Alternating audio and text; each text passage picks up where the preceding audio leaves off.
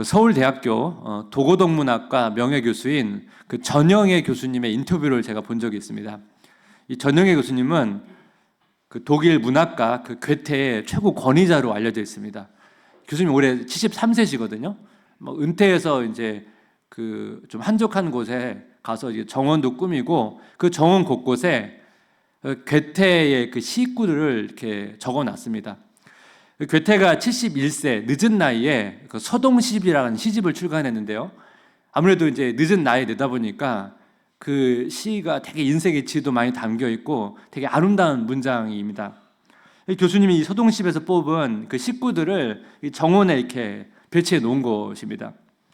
그 정원에 있는 괴테 식구 중에 그 바이마르 괴테 학회 그 회장이 한국의 젊은이들을 위해서 추천한 식구가 있습니다. 제가 한번 읽어보겠습니다. 짧은 식구인데, 내가 받은 유산 얼마나 넓디 넓은지 시간이 나의 유산, 나의 경작지도 시간. 시간이 나의 유산이고 경작지라는 거죠.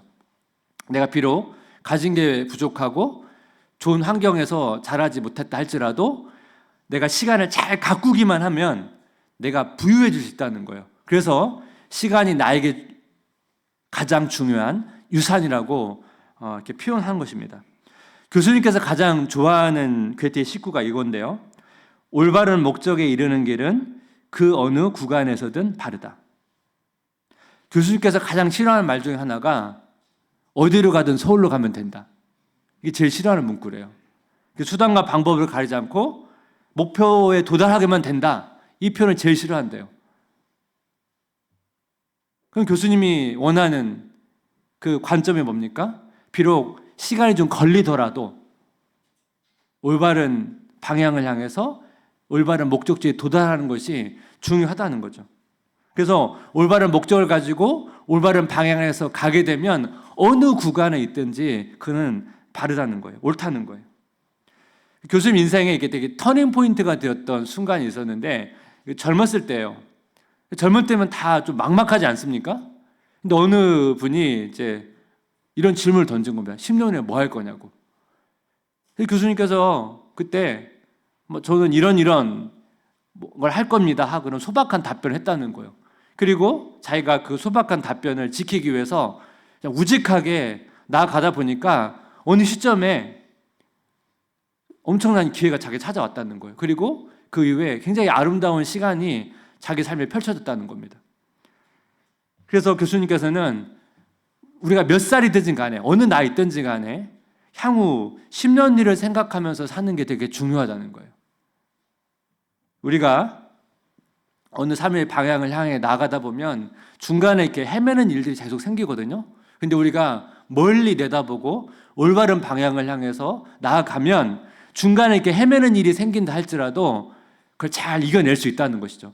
이것이 이제 교수님께서 73년 동안 살면서 얻은 귀중한 깨달음이라는 거예요. 우리 삶이나 신앙도 마찬가지 아니겠습니까? 저는 성도님께서 이 교수님처럼 자기의 주어진 시간을 잘 가꾸면서 이 10년 뒤를 바라보면서 그렇게 우직하게 나아가시면 좋겠습니다. 오늘 본문에 보여주고 있는 천국의 비유인 겨자씨 비유와 누룩 비유를 보게 되면 이 비유에서도 우리 인생과 우리 신앙생활에 중요한 교훈을 이제 던져주고 있거든요. 먼저 이제 겨자씨 비유와 누룩 비유가 보여주는 이 천국, 이 하나님 나라의 특징을 먼저 좀 간단히 살펴보기를 원하는데, 이 하나님 나라의 특징 첫 번째는 뭐냐면 하나님 나라는 시작이 미약할 수 있다는 거예요. 마태복음 13장 31절 32절 한번 같이 읽어보겠습니다. 또 비유를 들어 이르시되 천국은 마치 사람이 자기 밭에 갖다 심은 겨자씨 한 알 같으니 이는 모든 씨보다 작은 것이로되 자란 후에는 풀보다 커서 나무가 되매 공중의 새들이 와서 그 가지에 깃들이느니라. 이 겨자씨 비유에서 천국은 자기 밭에 심겨진 겨자씨 한 알 같다고 그러잖아요. 이스라엘 사람들이 알고 있는 가장 작은 씨가 겨자씨예요. 그러니까 우리가 이제 겨자씨가 어떤 모양이 잘 모이잖아요. 가장 비슷한 게 뭐냐면 여러분 들깨 아시죠? 들깨 모양, 갈색 모양의 들깨 같이 생겼습니다. 그러니까 천국이 이 겨자씨 한 알 같다는 것은 뭡니까? 이 하나님의 시작이 되게 미약하다는 거예요. 그래서 이스라엘 백성이 예수님께서 하나님의 나라, 천국 복음을 선포했을 때 다 오해했어요. 이스라엘이 강력한 나라가 되어서 로마로부터 독립하고 온 세계 위에 우뚝 설 것이라고 기대했거든요. 그러니까 뭔가 마치 막 허리케인처럼 엄청난 그런 변화들이 있을 줄 알았는데 없는 거예요. 목수라는 예수라는 사람이 나타나서 갑자기 천국 복음을 전파하죠. 그 예수님의 제자들도 봅니까? 너무 평범하죠. 그러다 보니까 우리가 잘 아는 세례 요한도 제자들을 예수님께 보내서 당신이 메시아 맞냐고 물어보잖아요. 기독교 역사를 보게 되면 이 하나님의 나라의 복음이 선포되고 이제 복음이 확장되는 과정에서 굉장히 많이 어려웠던 지역도 많이 있습니다. 선교제에 가서 막 10년, 20년 동안 섬기는데 회심자 1명, 2명 그 얻는 것도 힘든 것도 많이 있었거든요. 이 하나님 나라의 확장이 막 이렇게 더디다 보니까, 정체되다 보니까 우리가 볼 때는 그런 여러 가지 고민이 들지 않겠습니까? 하나님의 나라의 시작이 이렇게 미약할 수 있다는 거예요. 우리의 삶도 마찬가지죠. 하나님의 나라가 우리 가운데 임해서 신앙생활이 시작됐는데 여러분 막 급격한 막 변화가 막 일어나는 게 아니고 신앙이 되게 점진적으로 이렇게 성장하다 보니까 신앙이 뭔가 이렇게 성장하는 것처럼 느껴지지 않는 거예요. 그런 회의나 여러 가지 생각들이 들 수 있다는 거예요. 근데 하나님의 나라가 시작이 미약할 수 있다는 거예요. 그래서 우리가 아까 교수님처럼 멀리 보고 10년 뒤를 보고 우리 시간들을 잘 가꾸면서 우리 신앙생활을 만들어 가야 된다는 겁니다.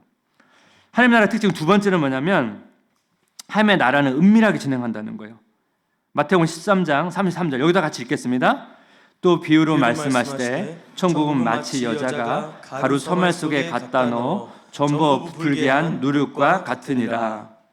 누룩이라는 단어가 나오죠. 누룩은 이제 한국에서도 뭐 간장, 된장, 술 만들 때 드는 이제 발효제인데 이스라엘에서도 뭐 술이나 빵을 만들 때 이제 이 쓰는 재료입니다. 그러니까 빵을 이렇게 부풀게 만드는 거죠. 그러니까 밀가루 속에 누룩을 조금 넣는데 그러니까 사실 이 밀가루에 누룩이 들어갔는지도 모르죠. 워낙 소량을 넣으니까. 그러니까 이 하나님의 나라의 시작이 미약하고 잘 드러나지 않는다는 거예요. 잘 보이지 않는 것입니다. 오늘 본문에서 누룩이라는 단어가 나오는데 이 성경에서 이 누룩이라는 단어는 부정적 의미도 있고 긍정적 의미도 있어요. 부정적 의미로 예를 든다면 예수님께서 제자들에게 사두개인과 바리새인들의 누룩을 조심하라. 이때는 부정적 의미거든요. 사두개인과 바리새인들의 잘못된 가르침을 의미하죠. 오늘 본문은 이제 긍정적인 의미거든요. 그럼 누룩이 어떤 의미입니까? 하나님의 나라가 잘 보이지 않지만 전체에 영향을 미친다는 거예요. 여러분 신앙도 눈에 보이는 측면도 있지만 눈에 보이지 않는 측면도 있거든요. 근데 성경은 뭐예요? 눈에 보이지 않는 측면을 더 많이 강조합니다. 내면을 강조합니다. 마음의 변화를 강조하거든요. 그게 되게 중요한 부분이죠. 근데 이 하나님의 나라의 시작이 미약하고 잘 보이지 않으니까 이 하나님의 통치를 받는 이 하나님의 사람들은 계속 믿음이 흔들리는 거예요. 잘 안 보이니까. 그러니까 눈에 막 뭔가 변화가 있으면 뭔가 있구나. 느끼니까 뭐 참고 견디는데 눈에 안 보이니까 자꾸 흔들리는 거예요. 그래서 이 하나님의 사람이 가져야 될 두 가지 확신을 좀 나누기를 원하는데 하나님의 사람이 가져야 할 확신 첫 번째는 뭐냐면 하나님은 영혼의 피난처라는 거예요. 오늘 비유에서 굉장히 강조하고 있는 부분인데 마태복음 13장 32절 여기도 한번 같이 읽겠습니다. 이는 모든 씨보다 작은 것이로되 자란 후에는 풀보다 커서 나무가 되매 공중의 새들이 와서 그 가지에 깃들으니라. 새들이 날아가다가 새들도 여러분 쉬어야 되잖아요. 그럼 보통 나무 가지에 이렇게 쉬잖아요. 오늘 본문에서 이제 겨자가 커서 나무가 된다고 하는 사실 정확한 표현은 아닙니다. 왜냐하면 이 겨자는 나무가 아니고 풀이에요. 1년생 풀이에요. 근데 여러분 새들이 보통 풀에 앉나요? 풀에 앉죠. 왜냐하면 풀을 앉으면 푹 꺼지잖아요. 근데 이 겨자풀은 2m까지 자랍니다. 그리고 이제 땅 환경이 좋으면 3m까지 자라요. 이게 굉장히 큰 풀이니까 새들이 풀인데도 불구하고 앉을 수가 있거든요. 여기서 본문에서 공중의 새들이 와서 그 가지에 깃들이느니라라는 이 깃들이다라는 동사가 오늘 본문 되게 중요한 단어인데 이 단어가 이제 둥지를 만들다, 피난처를 찾다 이런 의미를 가지고 있습니다. 그러니까 새들이 그곳에서 뭐 둥지를 두고 쉰다는 거죠. 근데 여러분 피난처를 찾다는 의미도 있거든요. 그러니까 이 비유가 말하는 게 뭡니까? 수많은 영혼들이 하나님께 와서 그곳에서 뭐예요? 안식을 누린다는 거예요. 이거 이 비유가 말하고 있는 중요한 내용이거든요. 예수님께서는 우리를 위해서 이 땅에 오셔서 배고픔, 뭐 비난, 거절감, 배신을 당하셨잖아요. 그래서 우리도 이 땅에 살아가는 과정에서 예수님처럼 그런 고난과 아픔을 겪는다는 거예요. 중요한 게 뭡니까? 우리에게 고난이 있냐 아픔이 있냐가 중요한 게 아니고 이 고난과 아픔 속에서 이 피난처 대신 그 하나님의 은혜, 회복 이것을 경험하냐가 중요하다는 거죠. 제가 앞에서 말씀을 드렸죠. 신앙은 정체되는 것처럼 느껴질 때가 있다고. 사실 정확하게 말하면 신앙은 롤러코스터거든요. 롤러코스터를 타면서 조금씩 점진적으로 성장합니다. 근데 이제 왜 이게 어렵냐면 롤러코스터를 타다 보니까 계속 신앙이 떨어질 때가 있단 말이에요.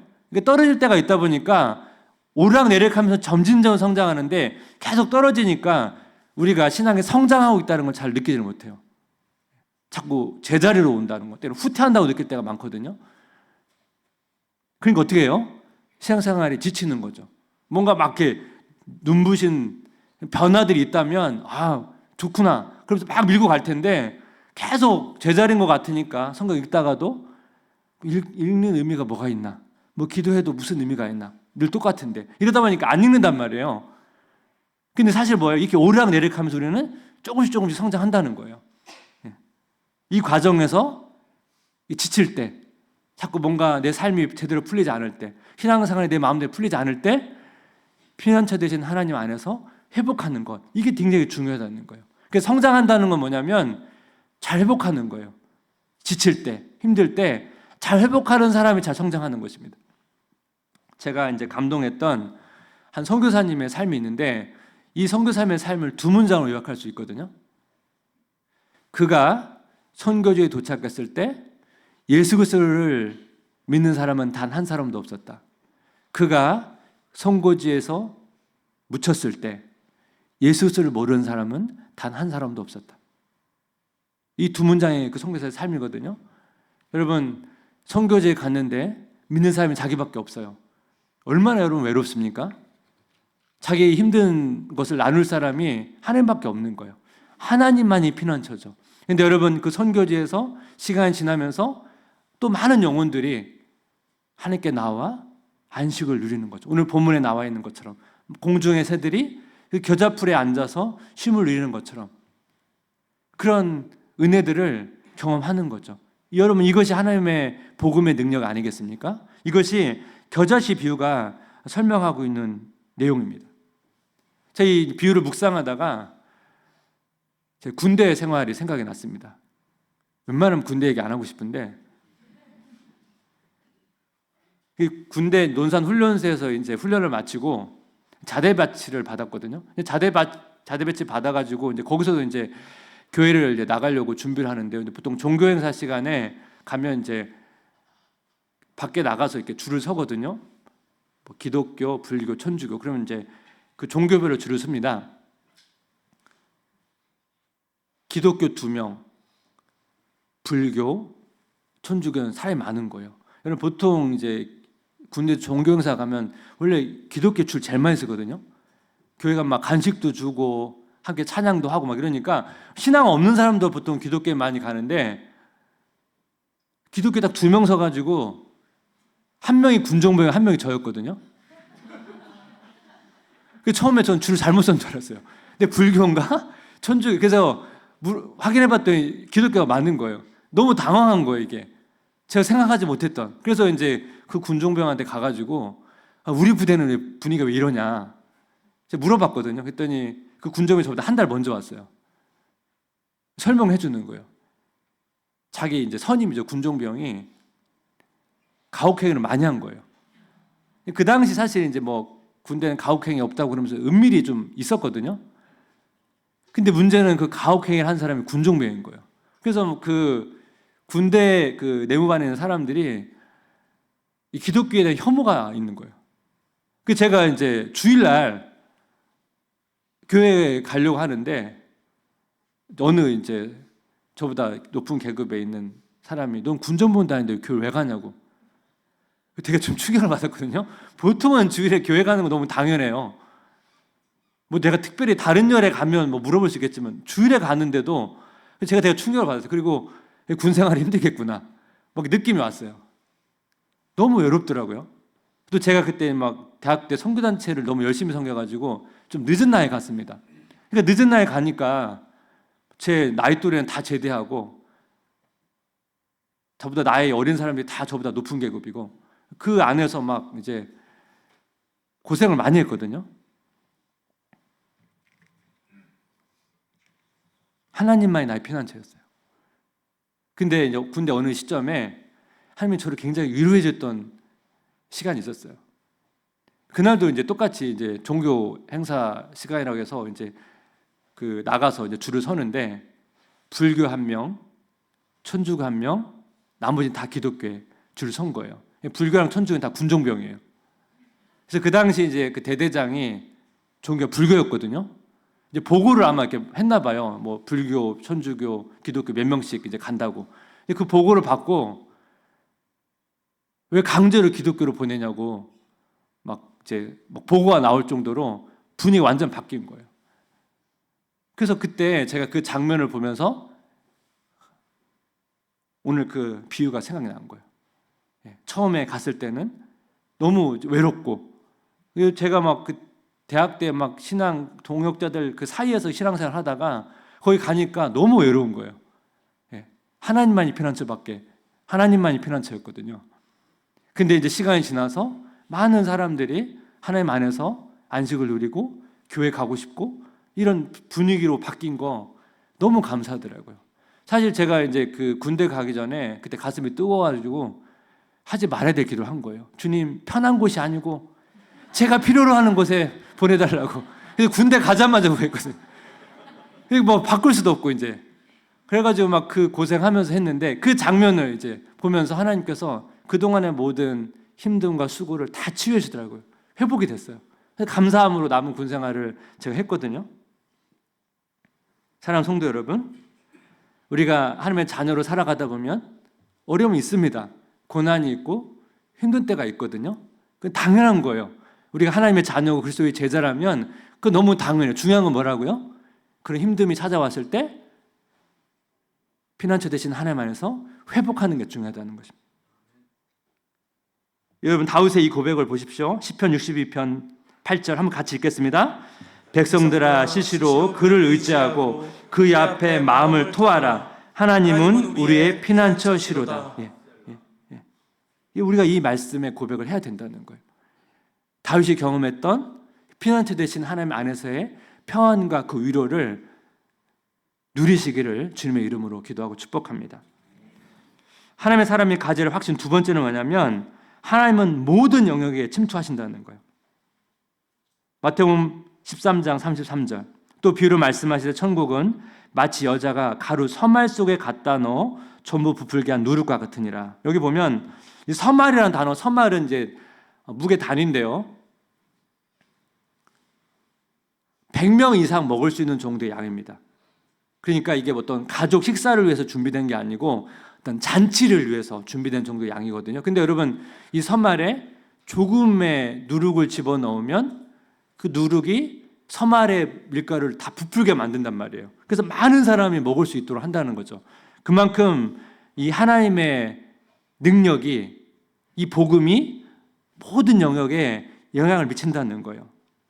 여러분 전에 제가 빌립보서 강의할 때 그 빌립보서 주제 구절을 제가 말씀드린 적이 있는데 그게 빌립보서 1장 27절입니다. 오직 너희는 그리스도의 복음에 합당하게 생활하라. 이는 내가 너희에게 가보나 떠나 있으나 너희가 한 마음으로 서서 한 뜻으로 복음의 신앙을 위하여 협력하는 것과, 여기 보니까 너희는 그리스도의 복음에 합당하게 생활하라. 이 합당하게라는 단어가 되게 중요한 단어거든요.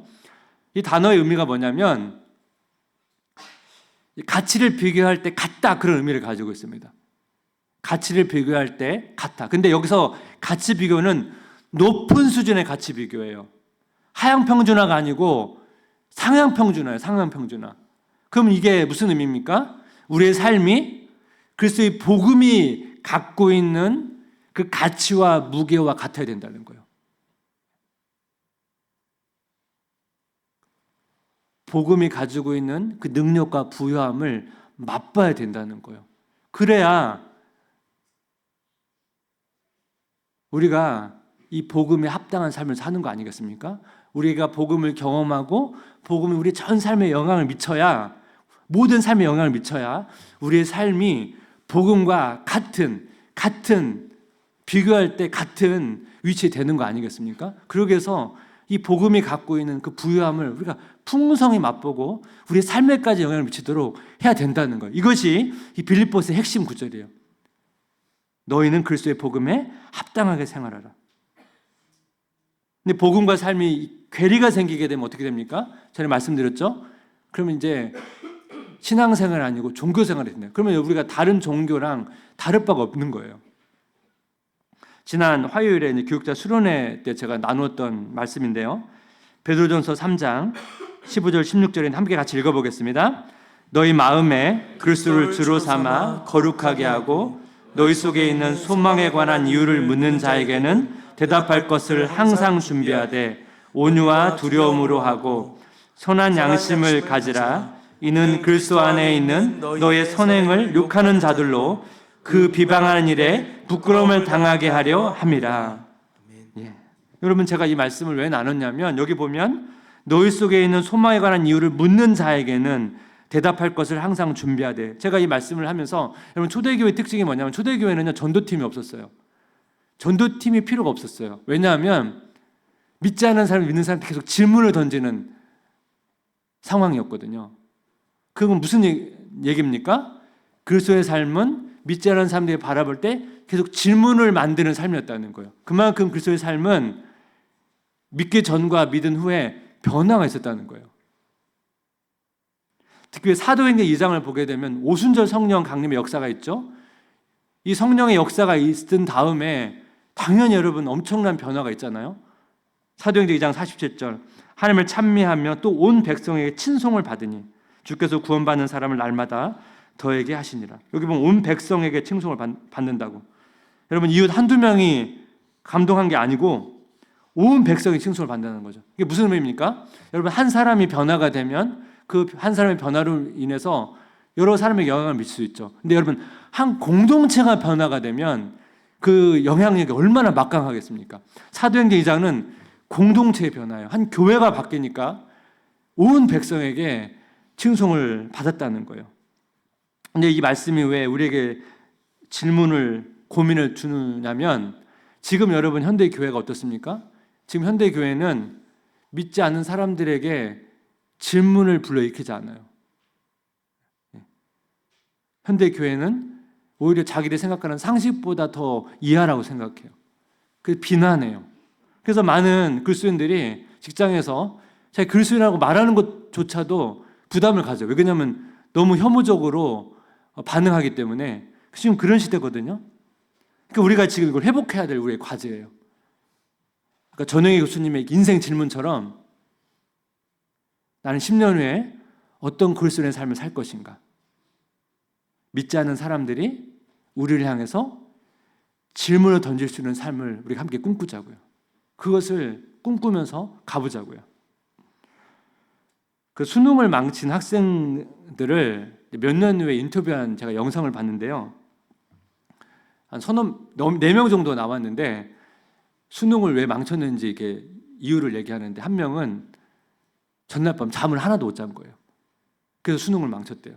또 한 명은 수능을 보는데 옆에 있는 학생이 답안지를 밀려 쓴 거예요. 그래가지고 그 시험 마치자마자 막 쉬는 시간에 막 펑펑 우니까 그 학생이 영향을 받아가지고 그 다음 교시 이제 시험지를 받았는데 예전 같으면 반드시 이제 뭐 풀 수 있는 문제들인데 갑자기 어렵게 느껴지는 거예요. 또 시험을 망쳤대요. 또 한 명은 9월 모의고사를 망쳤나 봐요. 근데 뭐 고3들이 9월 모의고사가 주는 성적이다. 그래가지고 이제 첫 시험 국어 시험지를 받았는데 첫 문제에 막힌 거예요. 계속 9월 모의고사가 생각나가지고 그래서 또 시험을 망쳤대요. 자기 친구들은 막 이제 자기가 원하는 점수에 학교에 다 갔는데 이 친구들은 자기가 원하는 학교에 못 갔어요. 그러니까 얼마나 힘들었겠습니까? 친구 만나는 것도 되게 막 부담스럽고 되게 힘든 시간을 보냈는데요. 이제 몇 년 후에 이 사람들을 만나서 인터뷰를 하는데 이 반응들이 너무 놀라워요. 지금 너무 행복하다는 거예요.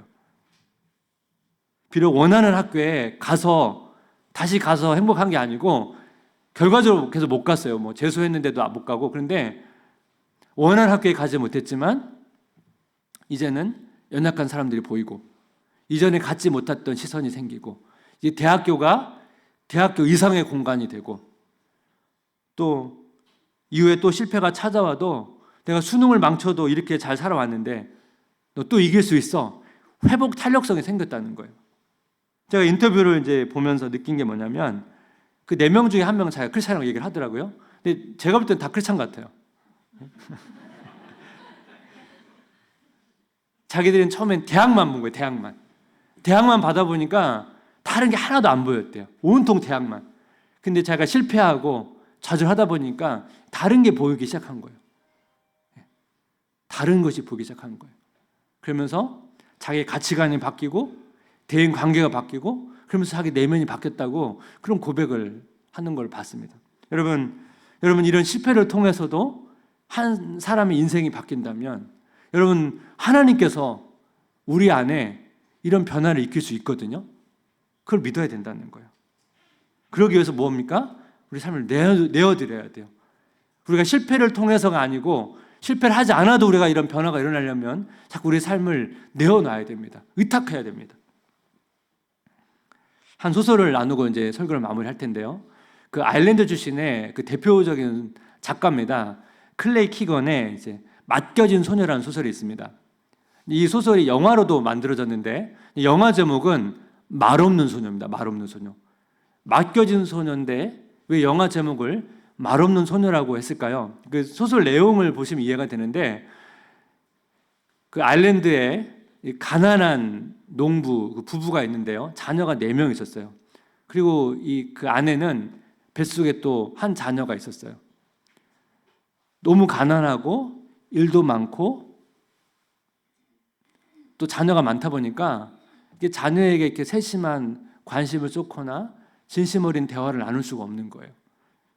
그러니까 이 소녀도 이런 가정 분위기 속에서 점점 이제 말이 없어지는 거죠. 그래서 부모가 너무 힘드니까 이 자녀를 낳을 때까지 이 소녀를 먼 친척 부부에게 맡깁니다. 이 부부가 자녀가 없었거든요. 근데 이 소녀는 여러분 갑자기 자기를 집에서 먼 다른 가정에 보내게 되면 여러분 얼마나 힘듭니까? 근데 이 소녀는 그냥 말없이 순전히 따라가요. 그래서 그 영화 제목이 말없는 소녀거든요. 근데 이후에 이제 이 소녀가 그 낯선 그 친척 부부의 가정에 가서 이제 살게 되는데 여기서부터 변화가 있어요. 이 가정에서 따뜻함과 평안함을 누려요. 그동안 경험하지 못했던 사랑과 돌봄을 경험해요. 친척 부부가 이 소녀에게 필요한 것을 공급해주고 보살펴주고 가르쳐줘요. 그래서 이 소녀가 말하는 것부터 대인 관계부터 여러 가지 변화들이 생겨요. 이렇게 행복한 시간을 보내고 있는데 어머니가 이제 출산을 하게 된 거죠. 그래서 이제 자기 집으로 돌아가야 되는 거예요. 이 친척 부부가 이 소녀를 이제 자기 소녀의 집으로 데려다주고 이제 헤어지면서 자기 집으로 이제 가려고 하는데 이 소녀가 그 친척 그 아저씨한테 달려갑니다. 소설의 마지막 부분인데 제가 한번 읽어보겠습니다. 지금 나에게 중요한 것은 딱 하나밖에 없고 내 발이 나를 그곳으로 데려간다. 아저씨는 나를 보자마자 딱 멈추더니 꼼짝도 하지 않는다. 나는 망설임 없이 아저씨를 향해 계속 달려가고 그 앞에 도착하자 대문이 활짝 열리고 아저씨의 품에 부딪힌다. 아저씨는 한참 동안 나를 꼭 끌어안는다. 그리고 중략, 소설의 마지막 문장입니다. 아빠, 내가 그에게 경고한다. 그를 부른다. 아빠. 저는 이 마지막 문장이 되게 가슴 아프면서 되게 뭉클했어요. 자기 아버지가 아닌 친척 아저씨를 향해서 아빠라고 얘기를 하죠. 이 소설에 주는 메시지가 여러 가지 있지만 저는 이제 이걸 묵상하면서 이 친척 그 부부의 모습이 그 하나님 아버지의 모습 같았습니다. 여러분, 우리가 이 말없는 소녀 같을 때가 있죠. 성도의 삶 가운데 어린 시절에 어떻게 보면 그런 사랑과 돌봄을 제대로 받지 못해서 말없는 소녀처럼 지낼 수 있고, 또 여러분 한 주간 동안 너무 바쁘고 분주한 가운데 점점 말이 없고 그냥 그렇게 지냈을 수도 있습니다. 근데 여러분, 이 소녀가 달려가서 안기면서 아빠라고 외치는 것처럼 우리 인생에는 우리의 삶을 돌보시고 우리의 삶을 인도하시는 아빠, 아버지가 있다는 거예요. 이것이 우리한테 얼마나 위로가 됩니까? 우리 비록 이 땅의 삶 속에서 그러한 위로와 도움을 받지 못한다 할지라도, 그런 친밀함을 경험하지 못한다 할지라도 그것을 줄 수 있는 아빠, 아버지가 있다는 것을 우리가 기억하고, 우리가 늘 힘들고 지치고 뭔가 내 삶에 인생이 풀리지 않을 때 그 아버지 품에 달려가서 아빠라고 고백하면 그 아버지 품 안에서 회복이 되는 그런 은혜가 성도의 삶 가운데 있기를 주님의 이름으로 축복합니다. 우리 같이 한번 오늘 말씀을 하면 찬양인데요, 이 찬양을 고백하면서 나갔으면 좋겠습니다. 하나님은 우리의 피난처가 되시며, 하나님은 우리의 피난처가 되시며, 피난처가 되시며, 환난 중에 우리의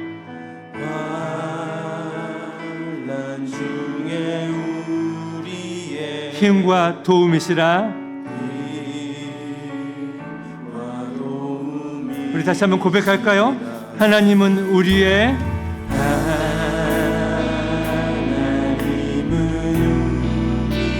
피난처가 되시며,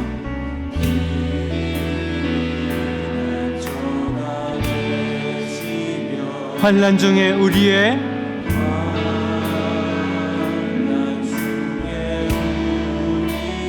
힘과 도움이시라.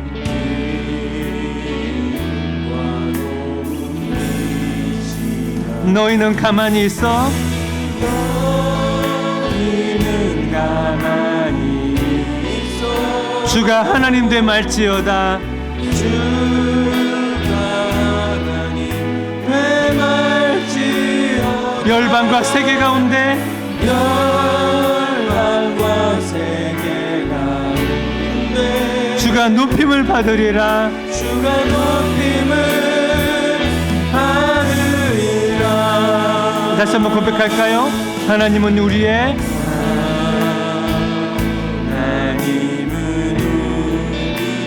피난처가 되시며,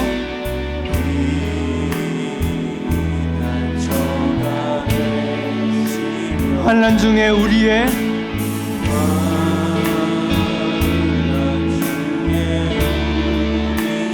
힘과 도움이시라.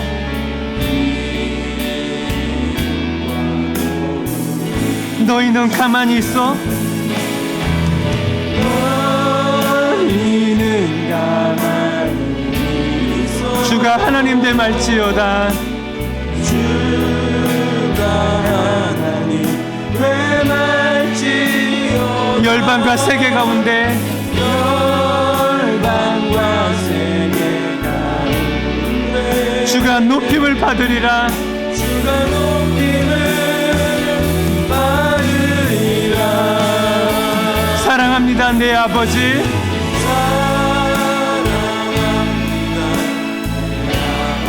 아바 아버지 찬양합니다 내 온 맘 다하여. 찬양합니다 내 온 맘 다하여. 선포합니다 예수 그리스도.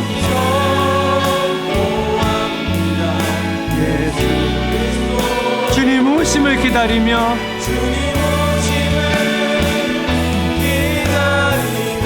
너희는 가만히 있어. 너희는 가만히 있어. 주가 하나님 됨 알지어다. 주가 하나님 됨 알지어다. 열방과 세계 가운데 열방과 세계 가운데 주가 높임을 받으리라. 주가 높임을 받으리라. 사랑합니다 내 아버지. 사랑합니다 내 아버지. 찬양합니다 내 온 맘 다하여. 찬양합니다 내 온 맘 다하여. 선포합니다 예수 그리스도. 선포합니다 그리스도. 주님 오심을 기다리며 주님 오심을 기다리며.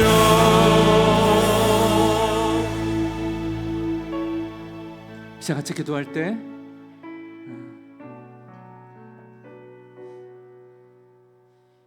우리 인생을 돌아보면 이 소설 속에 나오는 주인공처럼 말없는 소녀처럼 여러분 지냈던 경험이 있으실 겁니다. 어린 시절에 그런 친밀한 사랑과 돌봄을 경험하지 못했거나 요즘 너무나 분주하고 바쁘고 그래서 너무 정신없이 달려와서 마치 말이 없이 이렇게 한 주 한 주를 보내고 있는 성도님이 계시다면 이 시간 우리가 달려가서 품에 안겨서 아빠라고 부르질 수 있는 하나님 아버지가 있다는 것을 기억하면서 그곳에 가서 회복하고 치유되는 그런 은혜를 누리게 해달라고. 하나님 아버지, 우리 삶이 지칠 수밖에 없고 때로는 피곤할 수밖에 없는 우리 인생인데 아버지 우리가 반드시 하나님 앞에 나아가 회복과 치유를 경험하는 그런 삶이 되게 해달라고, 그런 은혜를 달라고. 하나님 우리 가운데 계신 성령님을 의지하며 간절히 은혜를 구하며 우리 함께 같이 기도합니다. 같이